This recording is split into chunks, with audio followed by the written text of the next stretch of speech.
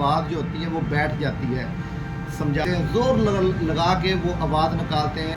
इस आवाज़ को दोबारा बहाल करने के लिए अस्सलामुअलैकुम वरहमतुल्लाहि वबरकातुहू वस्सलातु वस्सलामु अला रसूलिल्लाह अम्मा बाद फ़ाऊज़ु बिल्लाहि मिनश शैतानिर रजीम बिस्मिल्लाहिर रहमानिर रहीम। जी सामीन कराम, उम्मीद करता हूँ कि आप सब खैरियत से होंगे। अल्लाह ताला आप सबको सेहत वाली ईमान वाली ज़िंदगी अता करे। आज गले की आवाज़ के बारे में बताता हूँ। जो आदमी बात कर रहा होता है, जो इंसान बात कर रहा होता है, जो आवाज़ निकाल रहा होता है, बाद ऐसे मरीज़ होते हैं लेकिन होते बहुत कम होते हैं, बहुत ज़्यादा नहीं होते, लेकिन कुछ होते हैं उनकी आवाज़ जो होती है वो बैठ जाती है।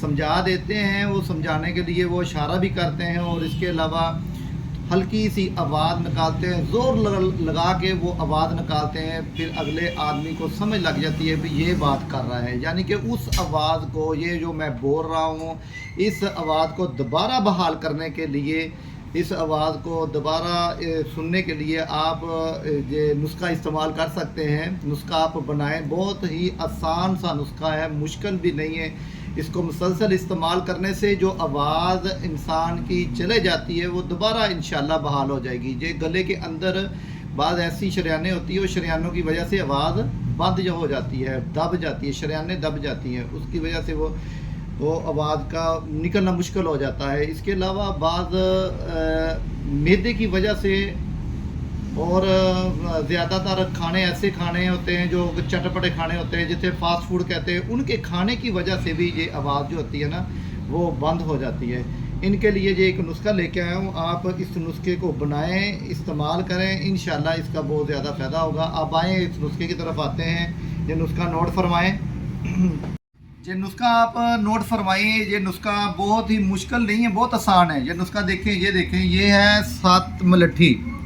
7 मलट्ठी ये आप 1 तोला ले लें। इसका ख्याल रखें, ये देसी वाली 7 मलट्ठी लेनी है। मलट्ठी का स्वाद जो होता है वो आमतौर पर चीनी के ऊपर रंगदार होता है, चावलों के ऊपर रंग लगाया होता है, वो वाली 7 मलट्ठी नहीं लेनी। आपने ये वाली 7 मलट्ठी लेनी है। ये वाली 7 मलट्ठी, शीशा 7 मलट्ठी भी कहते हैं, ये बिल्कुल ओरिजिनल होती है। जो 7 मलट्ठी आप 1 तोला ले लें, इसको 7 मलट्ठी 1 तोला। इसके बाद आ जाए, ये है ठीकरी निशादर। ये भी देखें, ये भी एक शीशा नमा होता है, इसको इंडिया का निशादर भी कहते हैं। ये पीले नमा जो होता है वो नहीं आपने लेना। ये ठीकरी निशादर आप ऐसे करके जो चमकदार होता है शीशा नमा लेना। ये आप ये भी 1 तोला लेने।